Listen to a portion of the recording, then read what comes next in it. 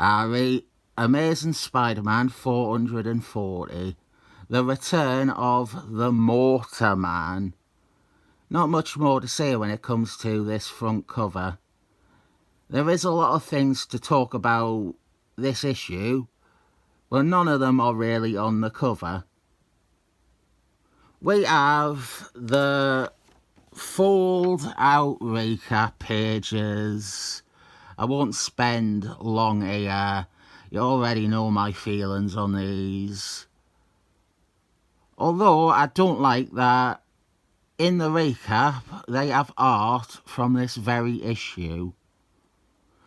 This is written by Jason Byrne, and I think that is our first discussion here. What we are heading to and what we are coming from. The vague age of Spider-Man is what I dubbed a period of Spider-Man comics that aren't that well known by comic readers. After the Clone Saga, the comics continued on for a year and a half before throwing up their hands and restarting again. During the vague age of Spider-Man, we have a couple of promising and dependable writers on some of the books, like Tom Falcon on Amazing Spider-Man, or Jim Tomatoes on Spectator Spider-Man. We also have Junior doing the art on Adjectiveless Spider-Man. But it is the vague age for a reason. People don't really remember it.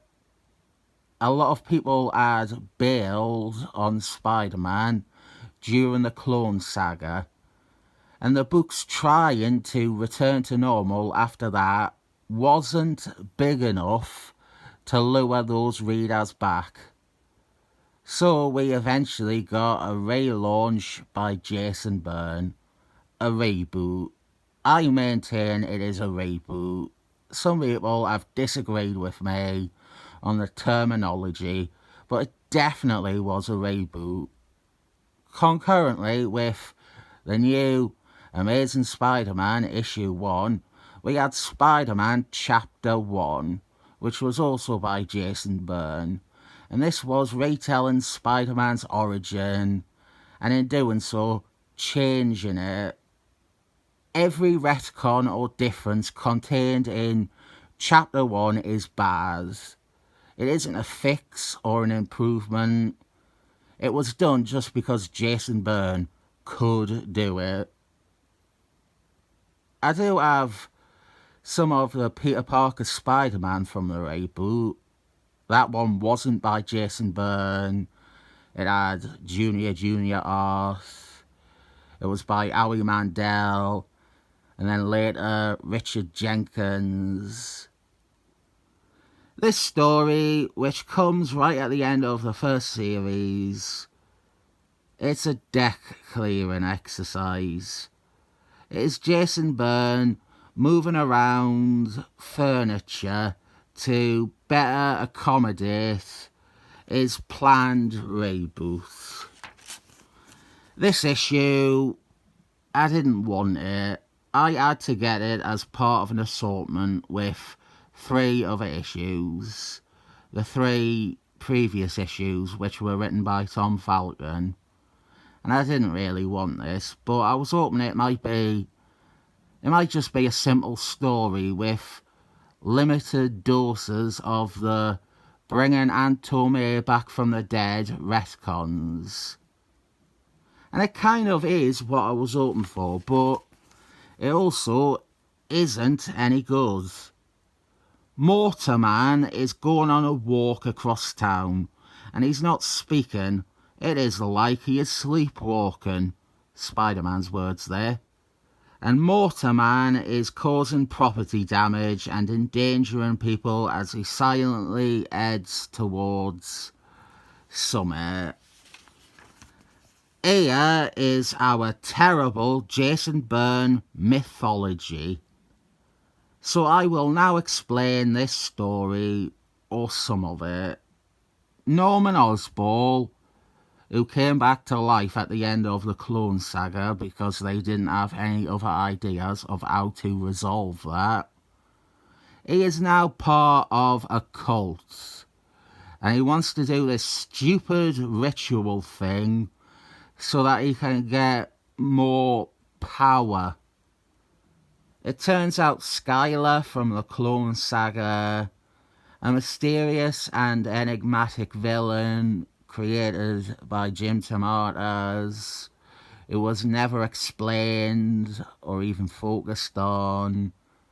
Well, it turns out that there are now a dozen Skylars, and they are all members of Norman Osborn's cult.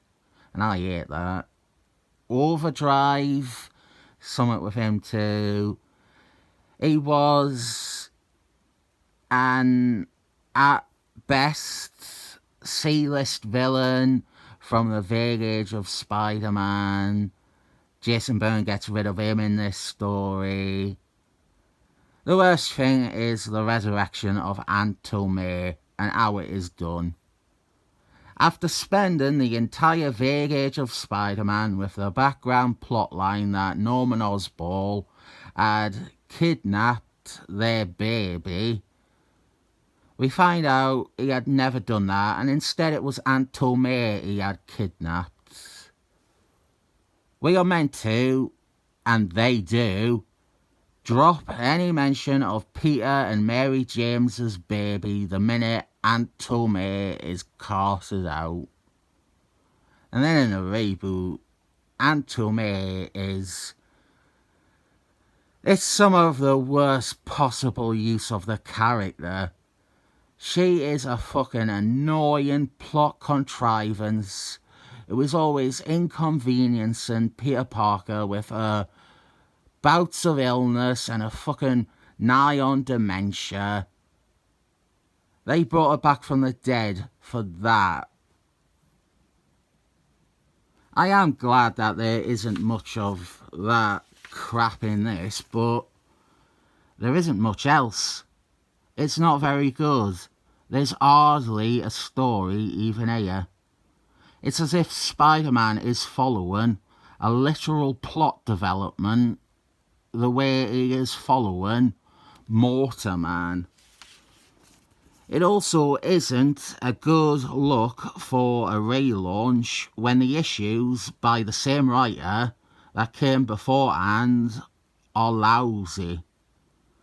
To the people still reading the title, ideally, this should be instilling confidence.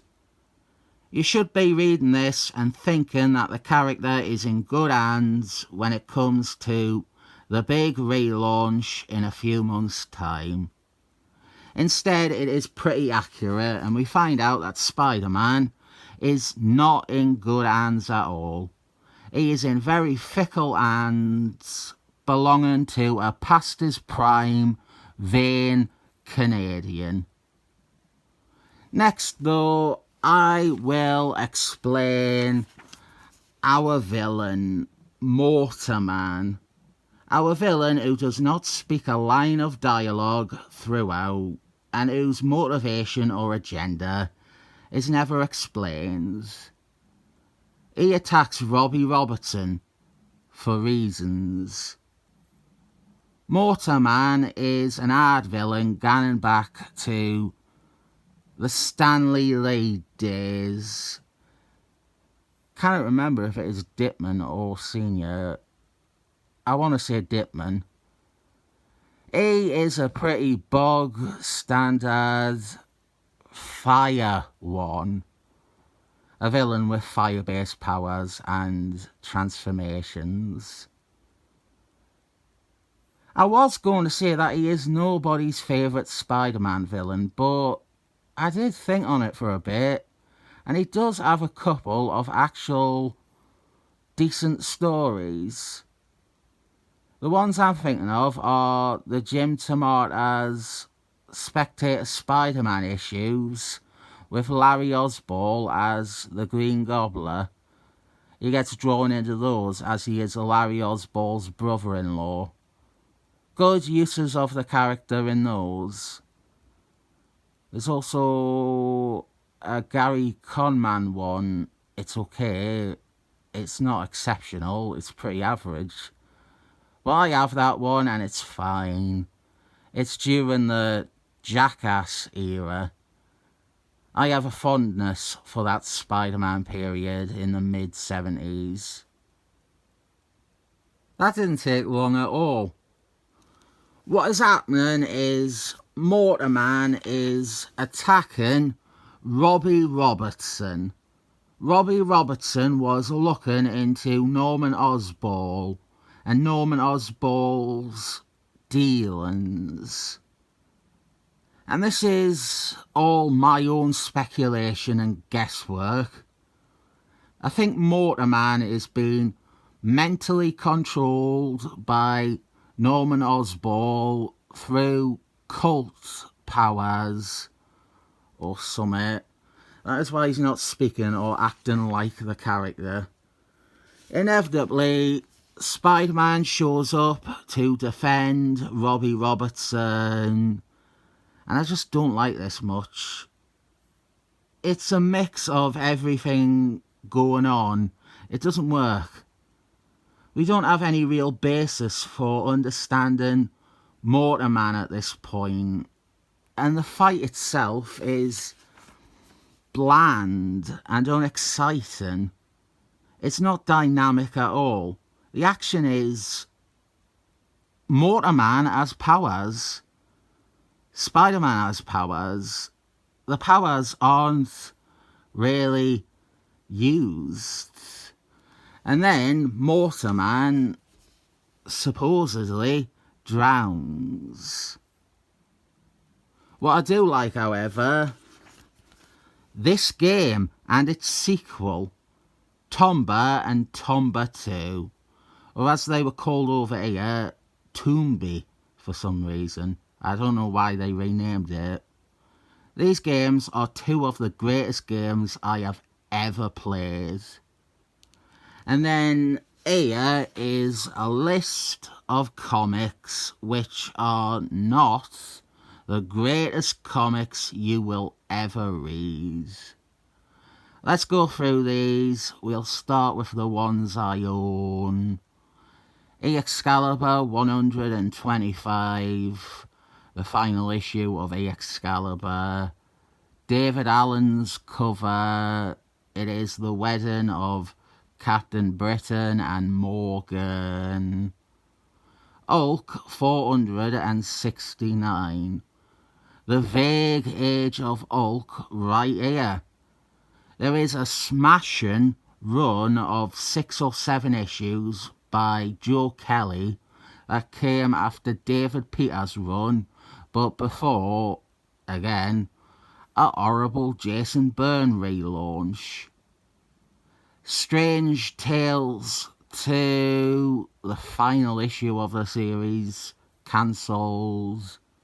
It was a replacement for the cancelled Swamp Thing series by Jim Tomatoes.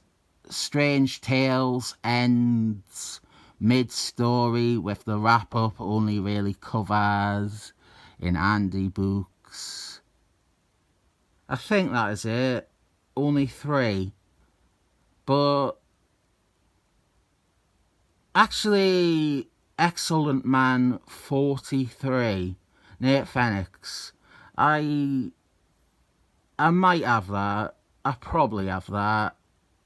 I would have to see the cover, which you are seeing now. But I think I have it.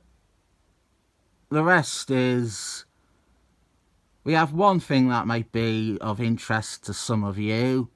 The first issue, the debut issue of A Next, the Mach-2 Avengers, Tom Falcon and Ron French doing their thing. I'm not the biggest fan of A Next. That one feels too retro for the sake of it. Helping prove my point about how miserable comics became almost instantly at this time, we have 2 comics by Kurt Busey. Thunderball's 19 And we have his crap Untold Tales of Spider-Man, Doctor Strange, one-shot special.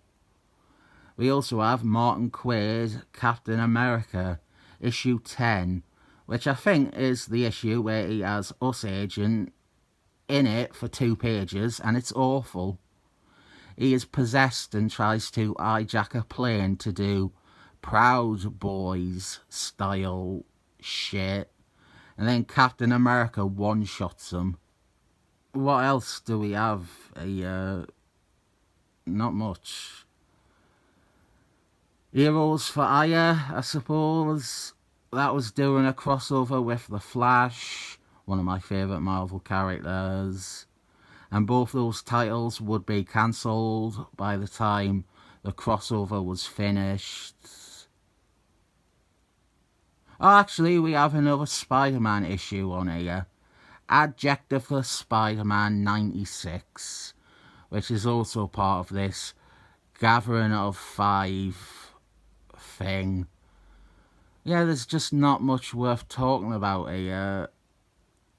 Excellent Men, issue 80, The Vague Age of Excellent Men. I don't know anything about it. It's The Vague Age of Excellent Men. Again, for a reason. And I am about done with the issue here. We have some more crappy Norman Osborn mythology here. There is Skylar, or a Skylar, on the phone to Norman Osborn. Skylar was mysterious once, and there is nothing more demystifying than seeing a character who would show up out of nowhere and you knew nothing about. There's nothing more demystifying than seeing a character like that on a landline telephone. I really don't give a rat's arse about anything to do with this Gathering of 5 or Norman Osborn. He should have stayed dead. I'm sure everyone is in agreement. Bring back Larry Osborn, if anything. He makes more sense as the architect of the Clone Saga, and his death was a lot less monumental and much easier to come back from. It is saying something that the issue actually did fit my very specific desire of not being overly focused on the Gathering of 5, but that was still not any good. I would die happy having never read all of the Gathering of 5. I'm more intrigued by the Gathering of 7. Thumbs up.